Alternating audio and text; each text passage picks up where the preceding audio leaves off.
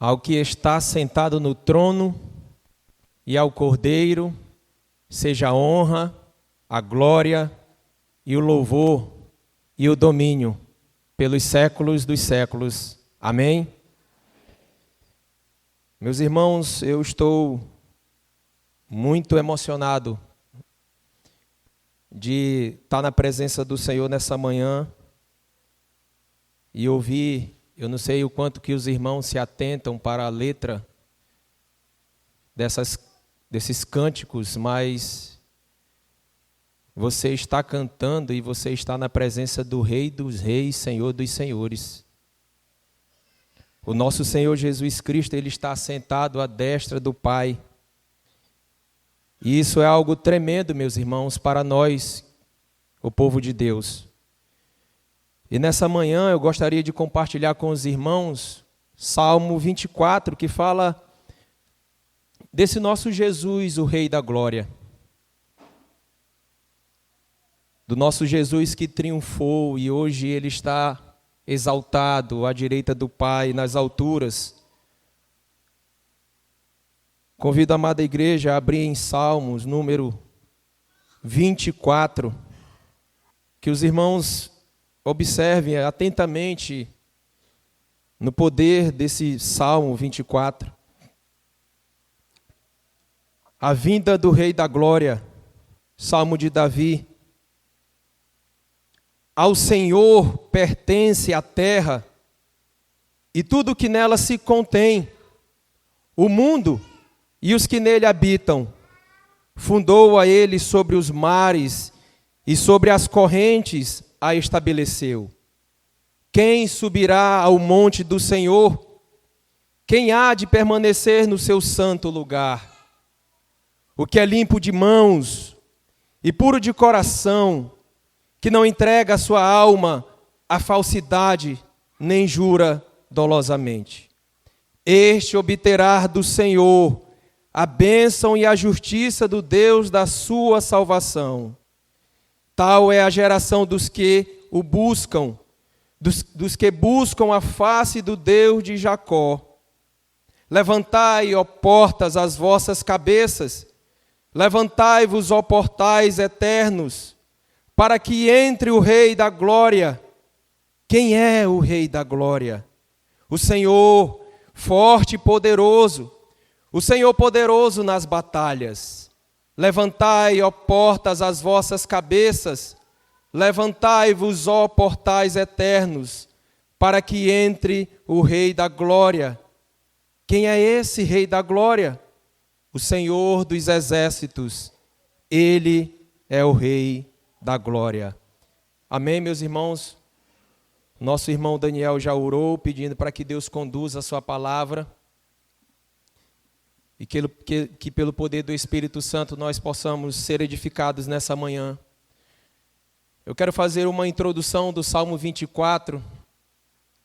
O Salmo 24, meus irmãos, é um poderoso cântico de exaltação ao nosso Senhor, reconhecendo a sua soberania sobre toda a criação. Davi inicia declarando que a terra pertence ao Senhor e tudo que nela se contém. E ele conclui esse salmo dizendo e apresentando a majestade do Rei da Glória. Esse salmo, meus irmãos, ele aponta profeticamente para o nosso Senhor Jesus Cristo, aquele que é digno de reinar sobre todas as coisas. Hoje nós vamos refletir sobre quem é esse Rei da Glória e como devemos responder à sua majestade. Qual foi o contexto desse Salmo 24? Provavelmente o Salmo 24 ele foi escrito para ser cantado em ocasiões solenes. Possivelmente quando a Arca do Senhor ela foi levada a Jerusalém. Eu gostaria rapidamente de nós conferirmos o que está escrito em 2 Samuel.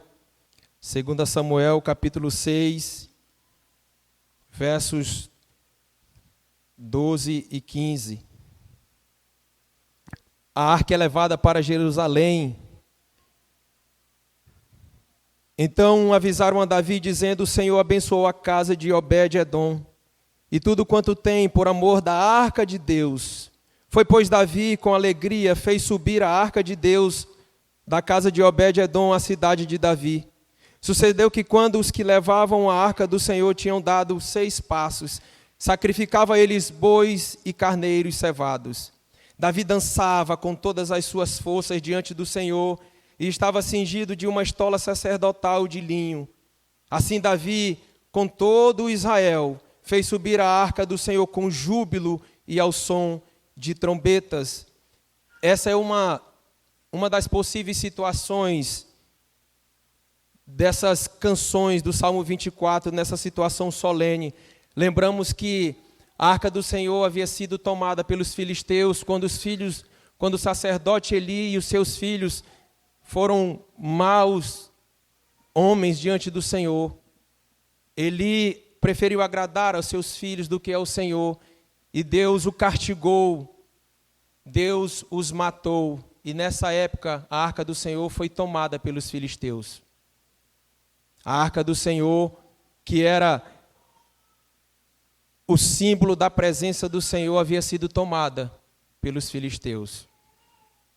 E a gente sabe, meus irmãos, que durante esse período em que a arca ficou em poder dos filisteus, o Senhor Deus fez pesar contra esse povo. Trouxe maldição sobre eles, mas esse é o contexto de que a arca do Senhor volta para Jerusalém. E o Salmo 24, ele provavelmente foi escrito para essas ocasiões solenes. Também há outra razão possível para que esse salmo tenha sido escrito. Quando os exércitos de Israel voltavam de alguma batalha vitoriosa,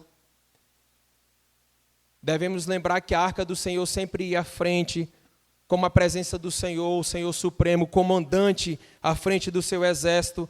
Eles também cantavam de maneira solene a vitória e a arca do Senhor à frente. Esses são os 2 possíveis cenários para que esse Salmo 24 ele fosse entoado, cantado à igreja.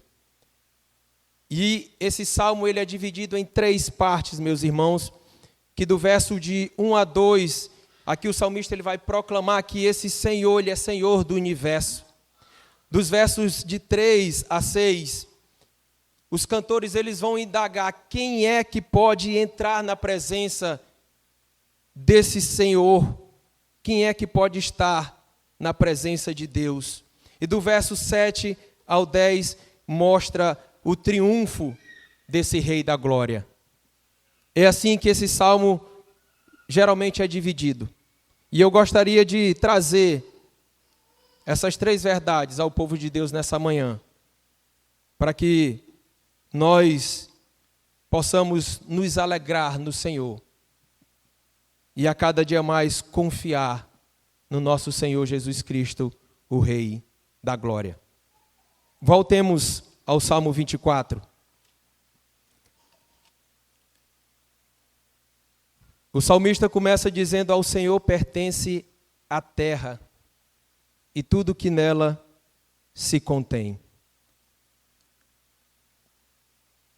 Deus criou, meus irmãos, o universo e é Ele que sustenta.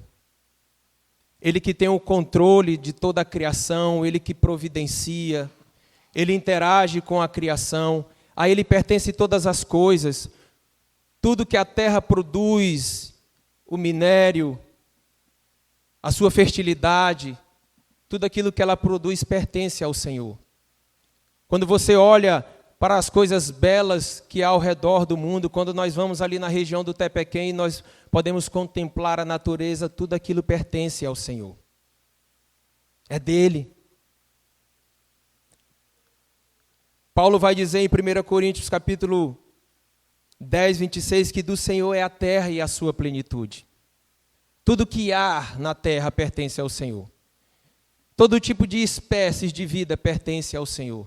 Da mais simples, pertence ao nosso Senhor. Tudo que você tem, pertence ao Senhor. A sua casa, o seu carro, o seu trabalho pertence ao Senhor. Nada foge do seu governo, do seu domínio. Todas as coisas pertencem, o seu filho pertence ao Senhor.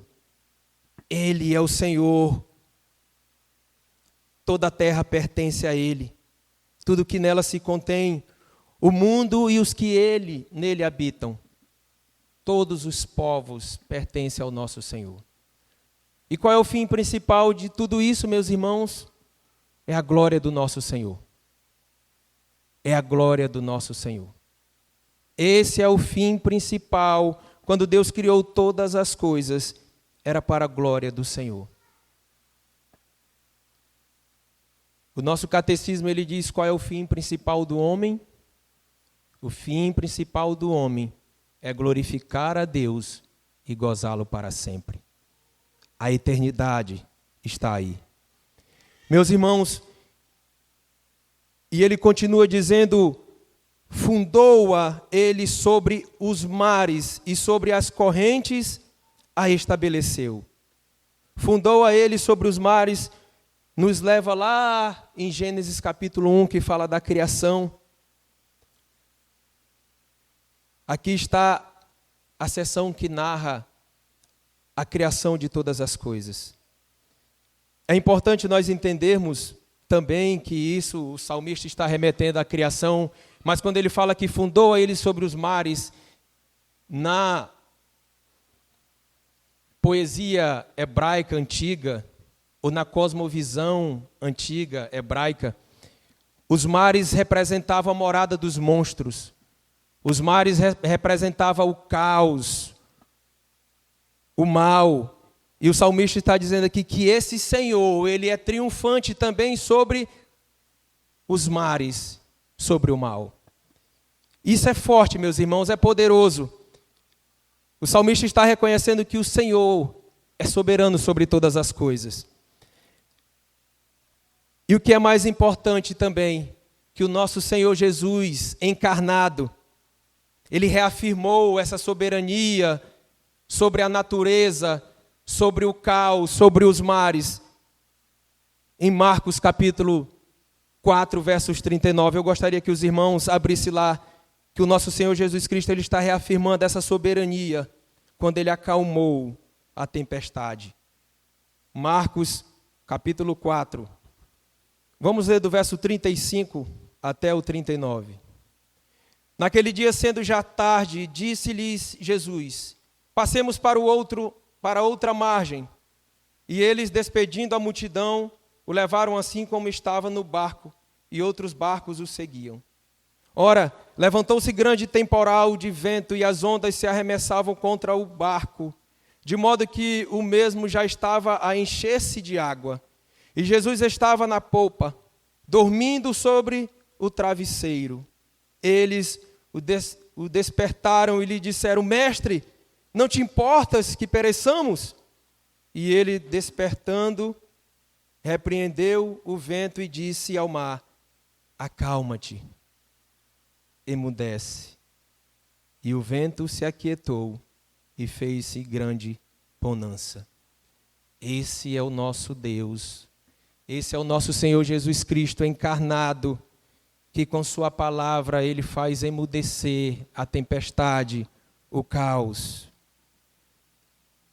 O salmista, meus irmãos, ele apontando para Cristo, é claro que ele não tinha a noção de que esse salmo era um salmo profético e apontava para o nosso Senhor Jesus.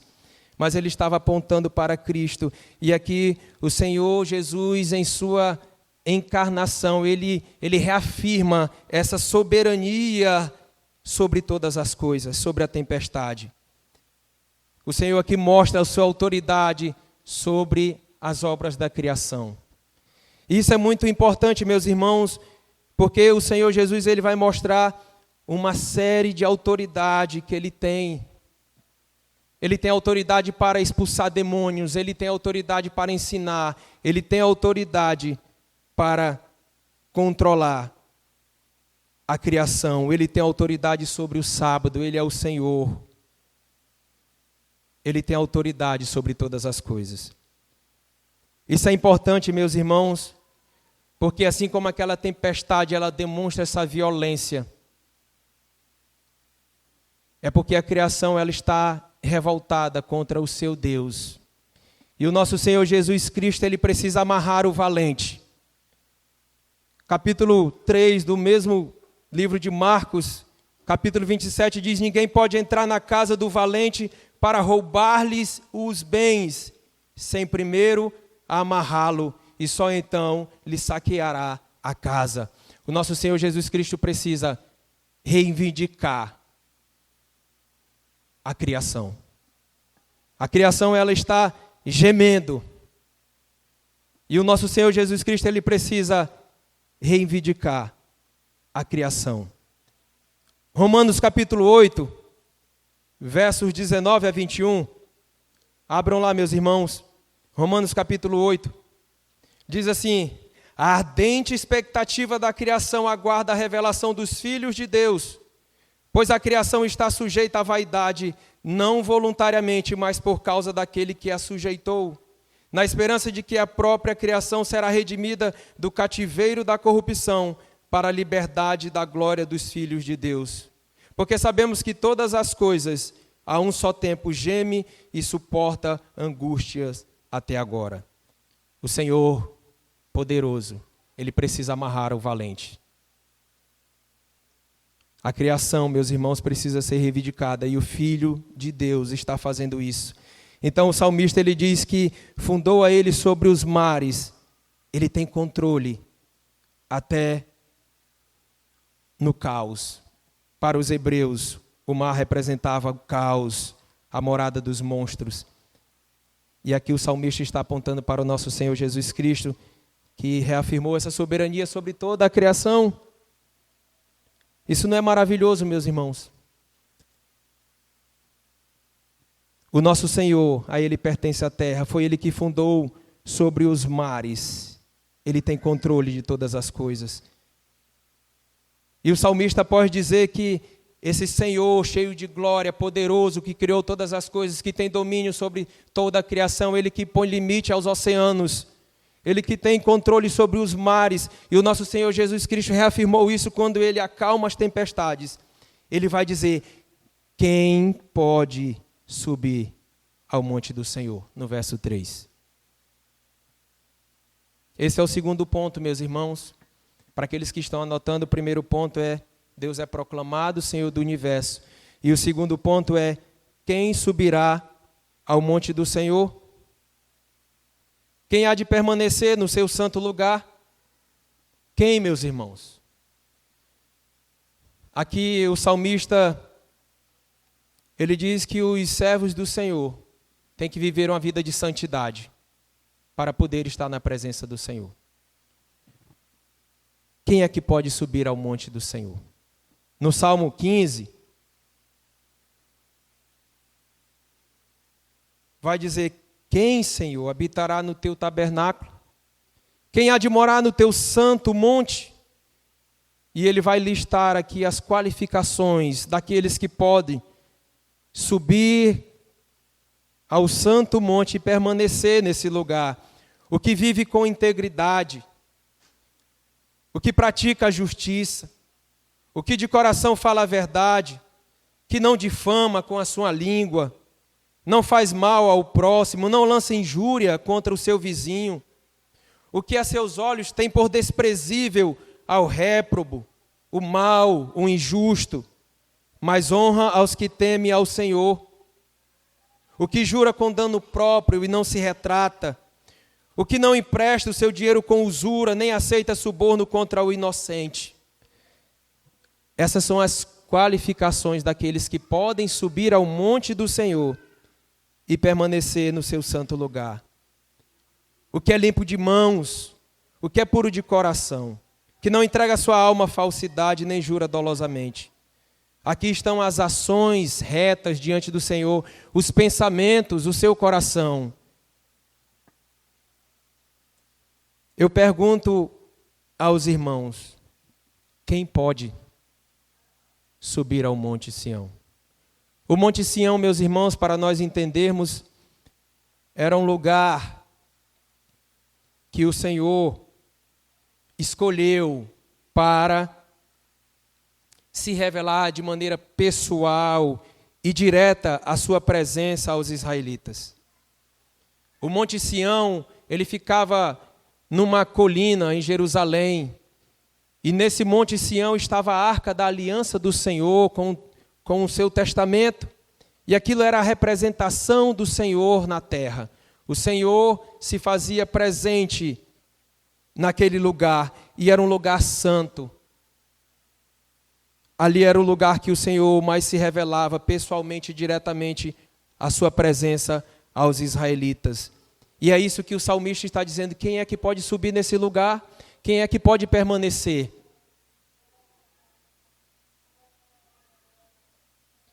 Aqui, meus irmãos, é claro que o Monte Sião é uma prefiguração do céu,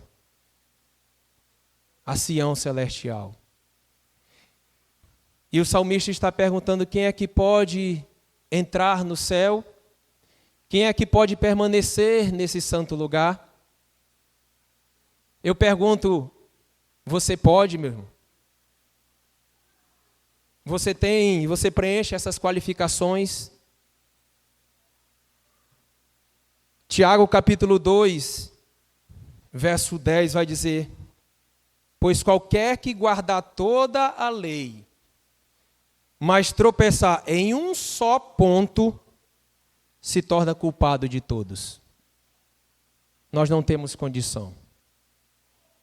Nós não preenchemos as qualidades para subir ao monte do Senhor e permanecer no seu santo lugar.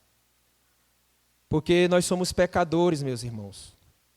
E o Senhor conhece o seu pensamento, o Senhor conhece o meu coração, o seu coração. Hoje mesmo tem pessoas em pecado no meio do povo de Deus. Então, é claro que ninguém preenche as qualificações para estar na presença do Senhor.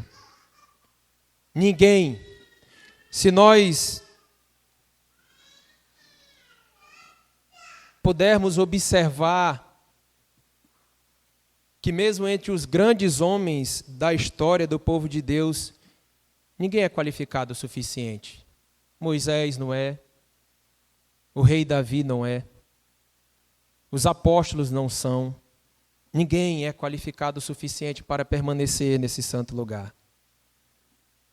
Mas aí, meus irmãos, vem a sabedoria do nosso Deus.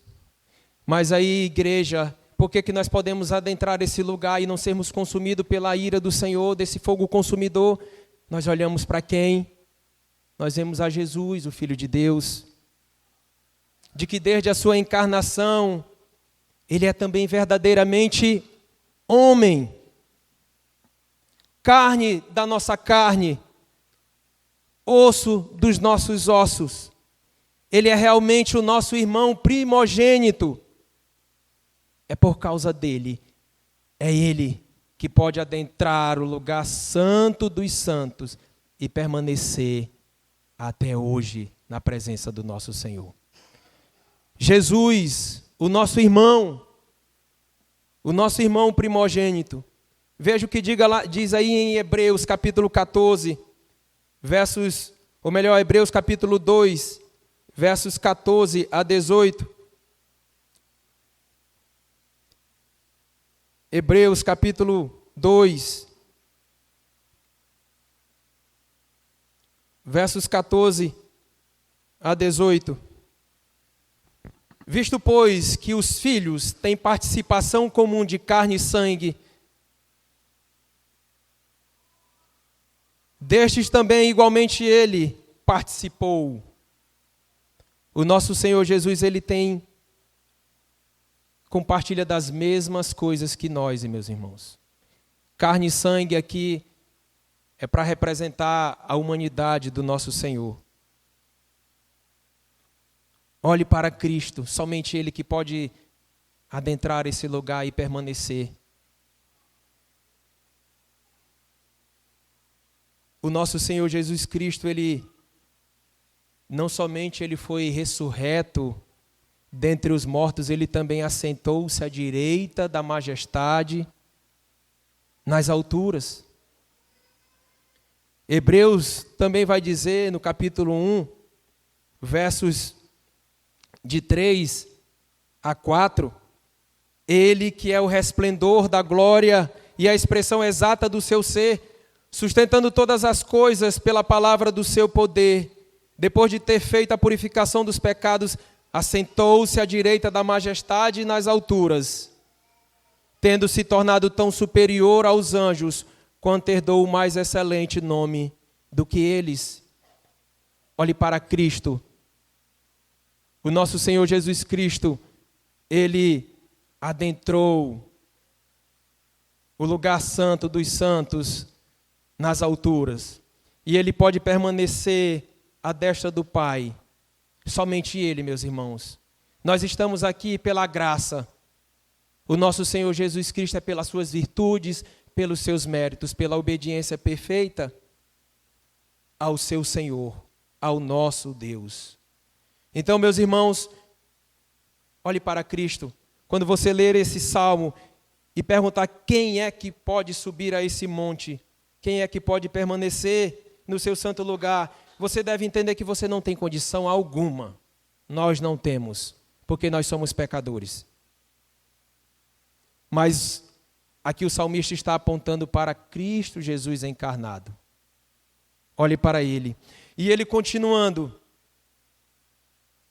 depois de dizer que o povo de Deus deve seguir uma vida de santidade, é isso que eu quero dizer, que embora você olhe para Cristo, que somente Ele tem as qualidades, é qualificado, é digno de estar na presença do Senhor, isso não deve fazer você um servo negligente. Você deve buscar uma vida de santidade, de obediência ao Senhor, à sua lei. Você deve fazer isso com todas as suas forças, de buscar uma vida de santidade, sabendo ainda que você não vai cumprir a lei de maneira perfeita, plena, mas por causa do amor que você tem ao Senhor, por causa do amor de Cristo por você, você vai fazer com todas as suas forças para viver uma vida de santidade. Busque uma vida de santidade, igreja. Não só com palavras. Vivam a vida de santidade. É atitudes diante do nosso Senhor. É isso que o salmista está dizendo. Nós devemos viver uma vida de santidade. Nós somos separados para o nosso Senhor. E continuando, meus irmãos, depois de ter dito no primeiro ponto que ao Senhor pertence a terra, e que, de dizer que as qualidades daqueles que podem subir a esse santo lugar e permanecer é uma vida de santidade. Ele vai dizer no ponto 3. Leamos versos 7 ao verso 10.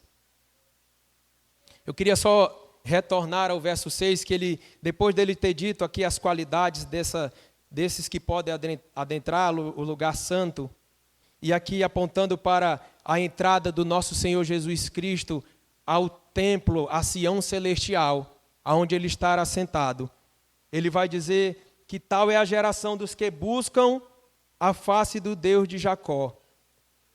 É uma geração que tem o privilégio de fazer o que nós estamos fazendo nessa manhã, de adorar o Senhor na beleza da sua santidade, de glorificar o seu nome. Essa geração ela é abençoada por causa da bênção do Deus da justiça, do Deus da nossa salvação. É um privilégio, irmão, para nós estarmos cultuando ao Senhor, porque Ele é o nosso Salvador. A geração dos que buscam ao Senhor é uma geração abençoada por causa da sua justiça e por causa da sua salvação.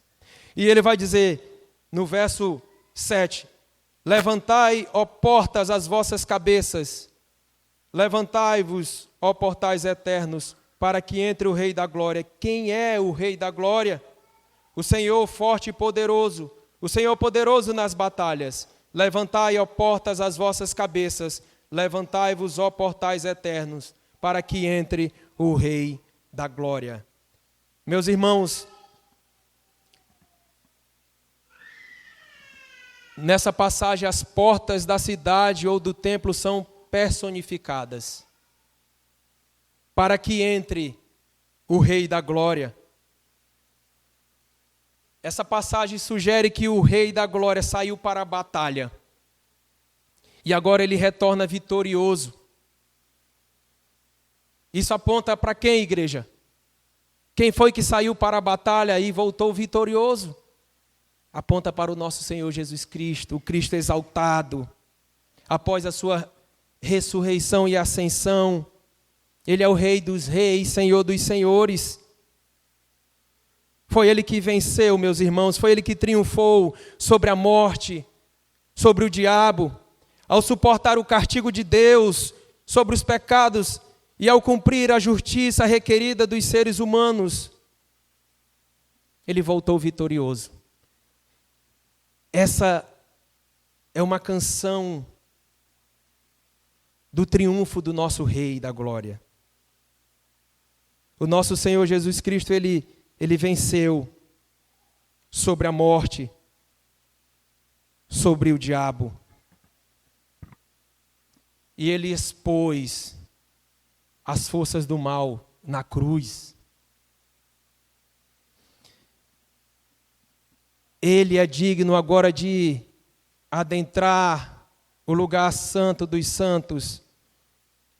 Levantai, ó portas, as vossas cabeças, para que entre o Rei da Glória. Quem é esse Rei da Glória? Spurgeon, ele faz aqui uma exposição dizendo que quando esse Senhor Jesus, ele está para adentrar as portas dos céus, e vem cantando: levantai, ó portas, as vossas cabeças, para que entre o Rei da Glória. Diz que todos os seres celestiais, os anjos, olham por cima do muro e diz: quem é esse Rei da Glória? Quem é o homem que ousa a tocar nos portões? Nunca houve isso na história. Quem é esse Rei da Glória?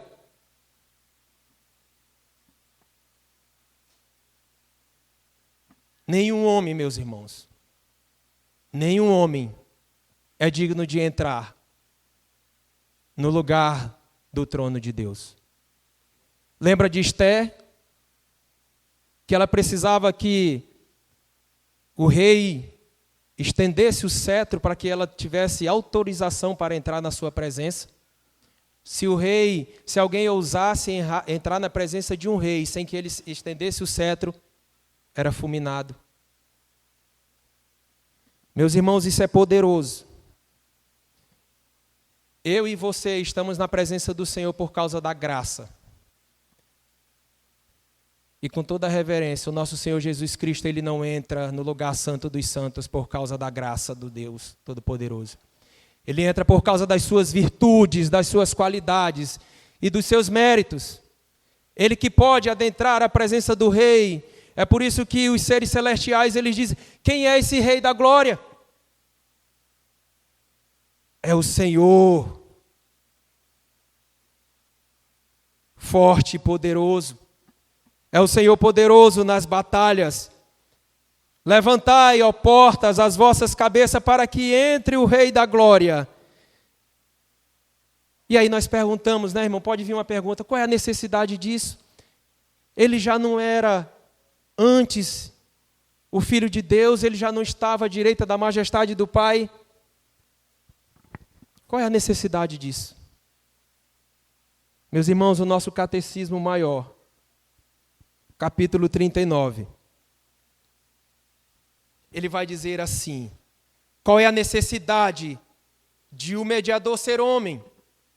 Era necessário que o mediador fosse homem para poder levantar a nossa natureza e obedecer à lei, sofrer, interceder por nós em nossa natureza e simpatizar com as nossas enfermidades, para que recebêssemos a adoção de filhos e tivéssemos conforto e acesso com a confiança ao trono da graça. Era necessário que ele fosse homem para resgatar a natureza. Meus irmãos, o desejo do nosso Senhor era redimir os homens. E para que ele pudesse fazer isso, o seu filho teve que se fazer homem para poder redimir aquele que ele escolheu. Era por isso que o Senhor Jesus se fez homem. Ele agora tem essa mesma glória que ele tinha na eternidade. Foi por meio dele que todas as coisas foram criadas. Agora ele está agora como Deus homem, à destra do Pai. Meus irmãos, essa porta que se levanta, essas portas que se abrem para que entre o Rei da Glória, ela também significa para o povo de Deus as portas da justiça.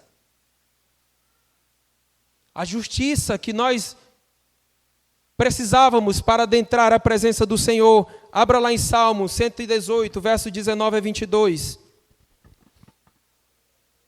Essas portas são as portas da justiça para o povo de Deus. Salmo 118. E nós já estamos concluindo. 118, versos 19 a 22. Abre-me as portas da justiça, entrarei por elas e renderei graças ao Senhor. Esta é a porta do Senhor, por ela entrarão os justos. Rendeste-ei graças porque me acudiste e foste a minha salvação. A pedra que os construtores rejeitaram, essa veio a ser a principal pedra angular. Os céus anunciam a justiça do nosso Senhor. Assim está em Salmo 97, 6. Que maravilha, meus irmãos, é esse salmo. Quão poderoso é esse salmo. O nosso Senhor, Jesus Cristo, que se encarnou, que tomou a nossa natureza, que se agarrou à nossa natureza. Ele compartilhou das nossas fraquezas. Ele é carne na nossa carne, osso dos nossos ossos. Ele é o nosso irmão primogênito. Ele está à direita do Pai, nas alturas. E todos os inimigos estão sendo colocados debaixo do estrado dos seus pés. E um dia ele voltará em poder e glória, igreja. Para desfrutarmos da presença do Rei da Glória, precisamos nos arrepender em obediência a Ele e submetendo-se a Ele como seu Senhor. Cristo Jesus é o seu Senhor? Você se submete ao senhorio desse Cristo? Meus irmãos, e para concluir esse salmo, e vendo que o nosso Senhor Jesus Cristo, Ele já está reinando, Ele está exaltado, e eu espero que a igreja tenha plena convicção do que nós estamos fazendo aqui, que você está diante de um rei, meus irmãos, que é maior do que qualquer governante, que é maior do que qualquer rei, que é maior do que qualquer autoridade. Você está diante dele, você precisa ter reverência e adorá-lo, reconhecer como rei. Ainda o mundo não pode vê-lo como Senhor do universo, mas ele já reina. E o seu evangelho está avançando, a igreja avança, e um dia ele voltará em poder e glória. Creia nessa verdade, meu irmão. Creia nessa verdade. Eu quero trazer uma conclusão. O Salmo 24, ele nos convida a reconhecer Jesus como o soberano rei, o Rei da glória. Ele governa sobre toda a criação, nos chama à santidade, e nós iremos triunfar eternamente com Ele. Que nós possamos nos entregar de maneira plena, completa a Ele, rendendo-lhe adoração e aguardando a sua vinda. Eu quero fazer uma pergunta a você. Você já abriu seu coração para esse rei? Ou melhor, quem abre o coração é o Senhor, não somos nós. A melhor pergunta é: você já rendeu-se a esse rei? Pode dizer que o Senhor reina salvadoramente na sua vida? São perguntas que nós eu queria deixar para a igreja nessa manhã. Hoje é o dia de suplicarmos que Ele reine em nossas vidas. Amém? É oração, Davi? Ou tem um cântico? Pode orar? Oremos. Senhor Todo-Poderoso, Criador dos céus, da terra, do mar e tudo que neles há. Ao Senhor pertence toda glória, todo louvor, todo bem-dizer, porque só o Senhor é digno. E nós estamos nessa manhã aqui, Senhor Deus, adorando em espírito e em verdade. Bendizemos ao nosso Senhor Jesus Cristo, aquele que se fez homem, compartilhou da nossa natureza. Ele cumpriu a lei do Senhor de maneira perfeita, cabal. E morreu a nossa morte, se fez maldição em nosso lugar. Ele sendo Senhor, ele se fez servo. Ele sendo bendito, ele se fez maldito. Ó Deus, nós bendizemos ao nosso Senhor Jesus Cristo, ao qual nós podemos adentrar o lugar santo dos santos e permanecer, porque nós sabemos que Ele é o mediador entre Deus e os homens. Quando o Senhor olha para o povo de Deus, o Senhor vê a justiça de Cristo que foi imputada àqueles que creem. Ó Deus, obrigado pela justiça que o Senhor derrama sobre nós. E nós queremos seguir, Senhor Deus, servindo esse Rei da Glória, o nosso Senhor Jesus Cristo. É Ele que reina, Ele que está na majestade do Deus Todo-Poderoso nas alturas. E todos os inimigos estão sendo colocados debaixo do estrado dos seus pés, e um dia Ele voltará em poder e glória, e todo joelho se dobrará diante dEle. Porque Ele é Rei, porque Ele é Senhor dos senhores. A Ele toda a honra, toda a glória e todo o louvor pelos séculos dos séculos. Amém.